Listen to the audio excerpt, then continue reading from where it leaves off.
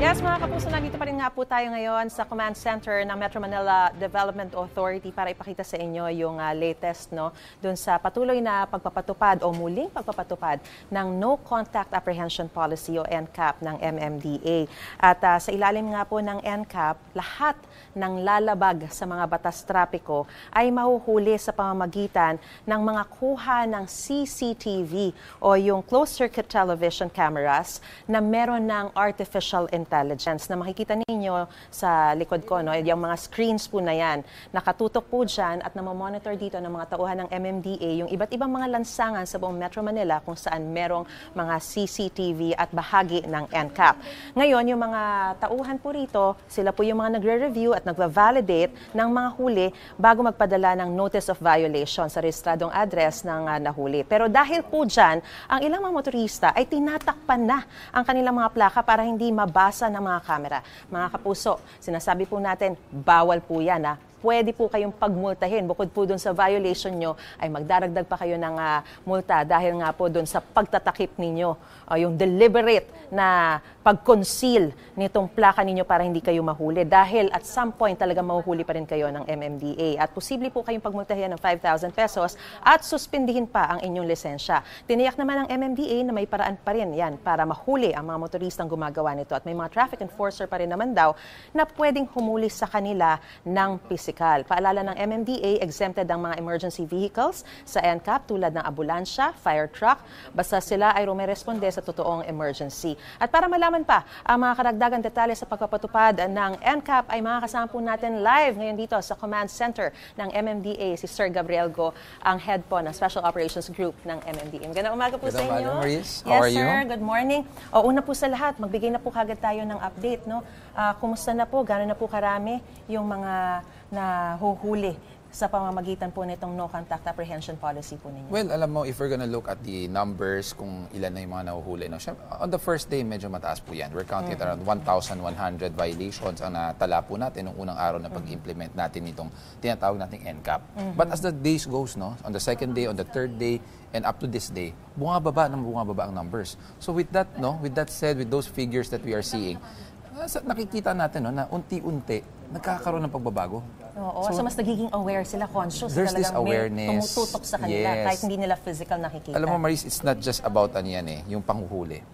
It's also about yung disiplina. So nagkakaroon ng respeto sa batas, nagkakaroon sila ng awareness, sense of awareness na merong batas na pinapatupad. That's why the numbers are slowly going down also. Alright. So sir, sinasabi natin, nahuhuli sila sa pamamagitan ng mga CCTV cameras na nakatutok po doon sa iba't ibang mga lansangan na ito. Pero pwede po ba nating ipakipaliwanag, paano po ba talaga nahuhuli itong mga motoristang lumalabag sa batas trapiko? Pwede po ba nating ipakita kung paano ito nangyayari? Makikita natin, sa likod po natin, we have this panel ng mga CCTV cameras po natin, nakatutok po ito sa lansangan. So makikita natin, there's yung current situation or kung ano man po yung mga daloy ng trapiko currently on the road itong umagang ito, it's monitored live feed po yan. And once na meron po tayo nakitang mga violations, ito po ay nakaka-capture ng ating mga AI cameras. So once it's captured, we have a team here na sila rin po yung nagka-capture, sila rin po yung nag-check. At napakalinaw na. Malinaw po yan. So napakalinaw. So ngayon, ang concern ng mga tao, sasabihin nila, so once we're captured, ano na mangyayari? Automatically, may huli na ba kami? Automatically, we'll be receiving a violation, a notice. Meron pa po tayong ginagawang validation. There's a review and validating process. So hindi nakakatagal yun? Hindi po. Ano yan? Once na-capture po yung isang violation or isang violator, automatically, ito po ay napapadala dun sa susunod nating team, a group of personnel po natin, na sila naman ang nagva-validate. Kung itong huli na to ay valid nga ba? Or itong huling ito is we have to invalid because of certain aspects na kung saan tulad po, case in point, yung mga nagkakaroon ng issues when it comes to emergency vehicles. So automatic po yan na once na meron po tayong nakita na meron pong lumabag sa batas, definitely to be captured. But then again, on certain aspects like mga emergency, nag-giveaway po tayo sa mga emergency vehicles, ito po ay nire-review at binavalidate muna natin. Pag nakita ng validating and reviewing team natin na itong violation or yung paglabag ay hindi naman po dahil the driver just wants to violate at merong certain measures kung bakit siya, let's say, Or tumagos. circumstances Yes, na mga circumstances. nag-lead para mag-violate Yes. siya. Ito po ay ini-invalidate naman natin. ini-invalidate. So there's still a review process and a validating process. And gaano katagal? Kasi yung unang ni-report, mga in 7 days, matatanggap mo na. In 7 days ba matatanggap by snail mail? Kasi sa PhilPost daw yan na makikipag-ugnayan kayo. O, meron na bang chance na ite-text na lang yung motorista at marireceive niya na yung violation? Or merong app na silang pwedeng mapuntahan later on para doon na nila makikita sino yung nag-violate, ano yung violation nila, at doon nila makocontest? Tama po kayo. Actually, marami tayong mga developments upcoming, no? Because ang ano natin dito is not just about apprehension. We also have to deliver the service to the people. So no matter what we are doing, gusto pa rin natin yung ease of service to the people. So within 7 days, yes, matatanggap niyo po ang inyong notice of violation. But then again, meron po tayo mga proseso na upcoming. So tulad na sinabi mo, magkakaroon tayo ng app. So there's a development upcoming.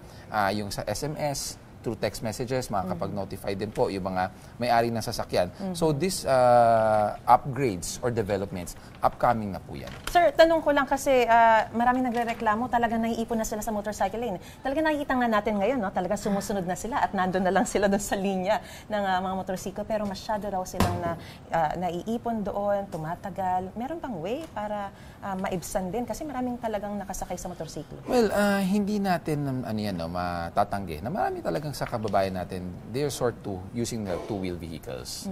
Pero kung titingnan po natin, sa pagmamonitor po natin, hindi naman po ganun ka hirap yung proseso ng paglalakbay nila dito sa ating exclusive motorcycle lane. It's just that, ang nakikita po natin dito, yung time frame of adjustment.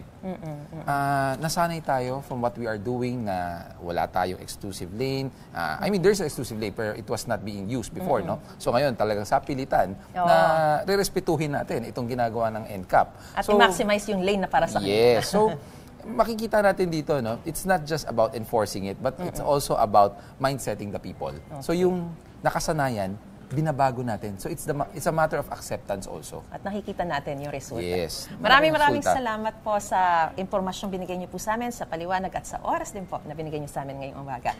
Sir Gabriel Go, ang head po ng Special Operations Group ng MMDA. Thank you, sir. Walang anuman po at magandang umaga po sa inyo. Magandang umaga po. Balik po muna sa studio. Gusto mo bang mauna sa mga balita? Mag-subscribe na sa GMA Integrated News sa YouTube at tumutok sa unang balita.